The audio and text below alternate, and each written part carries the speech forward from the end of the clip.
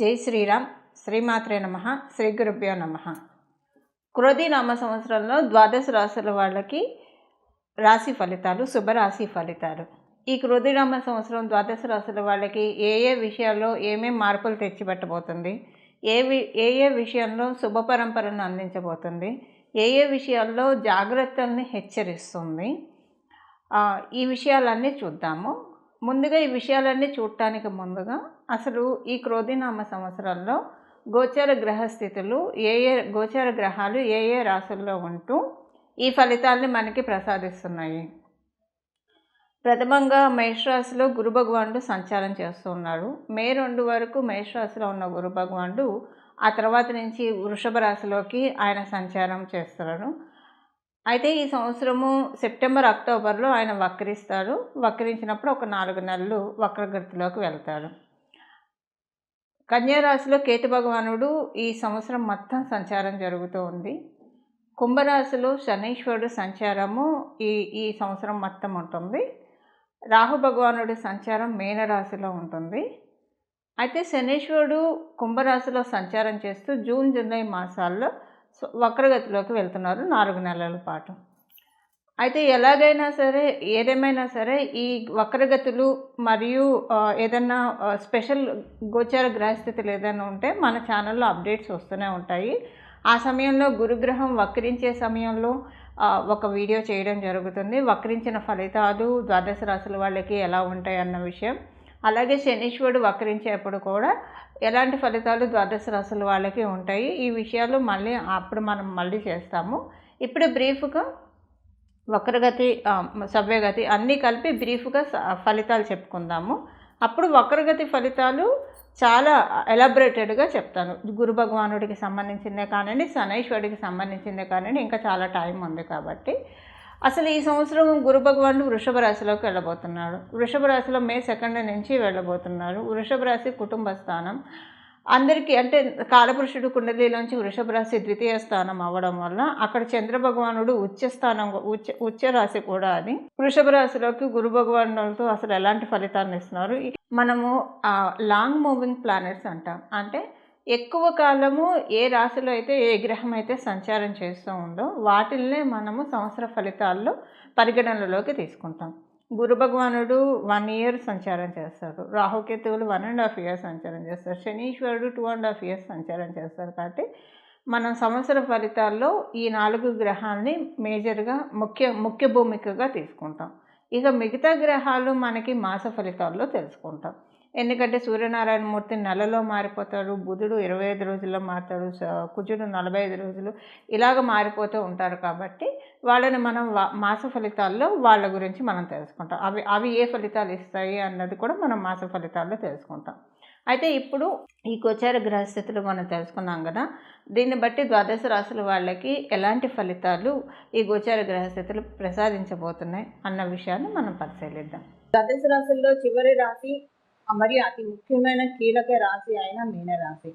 కీలక రాశి అని ఎందుకన్నానంటే, ఒక మనిషి ఈ భూమి నుంచి బయటికి వెళ్ళాలంటే, వేరే లోకాలకి వెళ్ళాలంటే మీనరాశి మరియు మనకి 12వ భావం, మన జన్మజాతకంలో 12వ భావము, మన లగ్నం నుంచి 12వ స్థానం ఎవరికైతే చాలా బాగా ఉంటుందో వాళ్ళు భగవాన్ రమణ మహర్షిలాగా లేదా రామకృష్ణ పరమహంసలాగా మనం చూసిన అనేక మంది యోగులు, మునులు, ఋషుల ద్వారా ఈ భూలోకం నుంచి చక్కగా ప్రశాంతంగా కైవల్యం పొందడానికి అవకాశం ఉంటుంది. అలాంటి రాశి మన కాలపురుషుడు కుండలిలోంచి ఉన్న రాశి మీనరాశి. మీనరాశి అత్యంత ప్రాముఖ్యతను సంతరించుకున్న రాశి కూడా. మీనరాశి యొక్క ఫలితాలు ఇప్పుడు మనం తెలుసుకుందాము. ఫలితాలు తెలుసుకోవడానికి ముందుగా అసలు మీనరాశి వాళ్ళకి ఆదాయం ఎలా ఉంది, వ్యయం ఎలా ఉంది, రాజపూజ్యం మరియు అవమానం ఇవన్నీ ఎలా ఉన్నాయో ఒక్కసారి పరిశీలిద్దాం. ఆదాయం 11, వ్యయం 5, రాజపూజ్యం 2, అవమానం 4.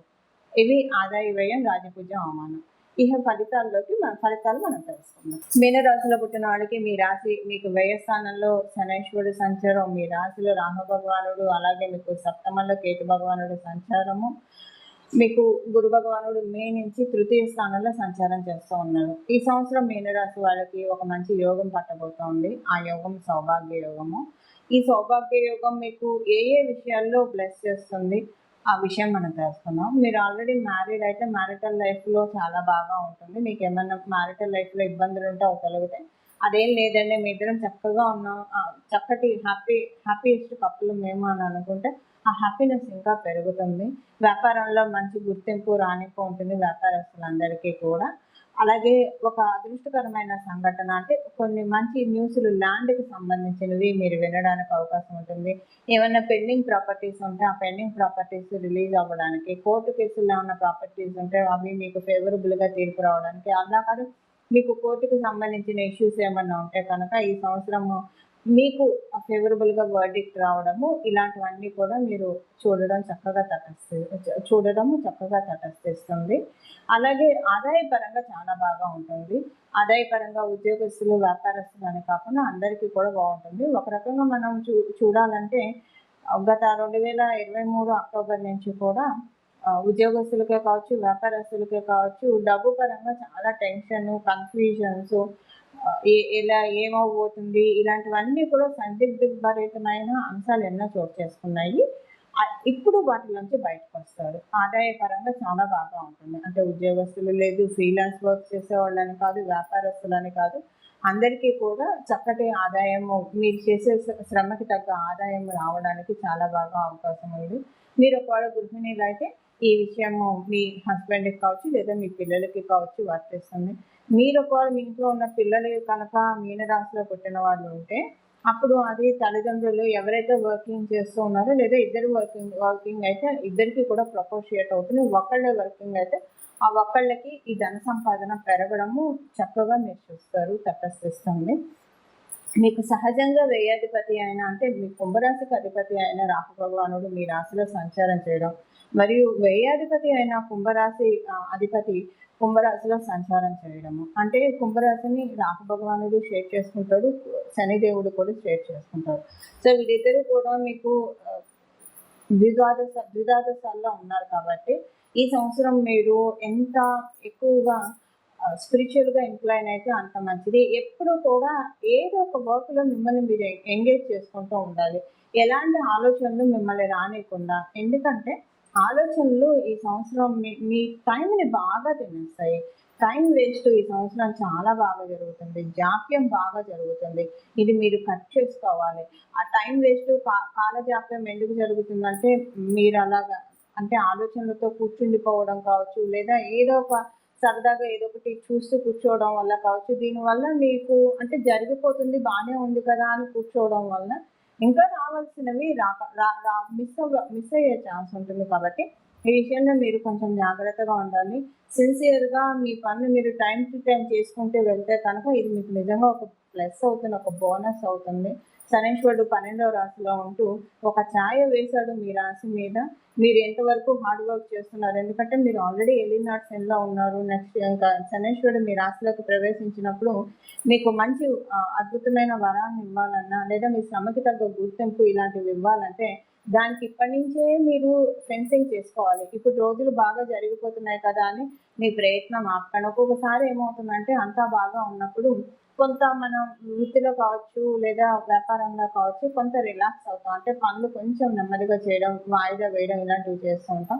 అలాంటిది ఇప్పుడు మటుకు ఒక్కనాటికి చేయకండి. ఎందుకంటే ఇప్పుడు మీరు చేసే శ్రమ ఇవన్నీ కూడా దీపం ఉండగానే ఇల్లు చక్కబెట్టుకోవాలన్న నానుడి మీరు వినే ఉంటారు. అది పర్ఫెక్ట్‌గా మీనరాశి వాళ్ళకి ఈ సంవత్సరం అప్లికేబుల్ ఉంది. ఎందుకంటే గురు భగవానుడు ఆశీస్సులు ఉన్నాయి.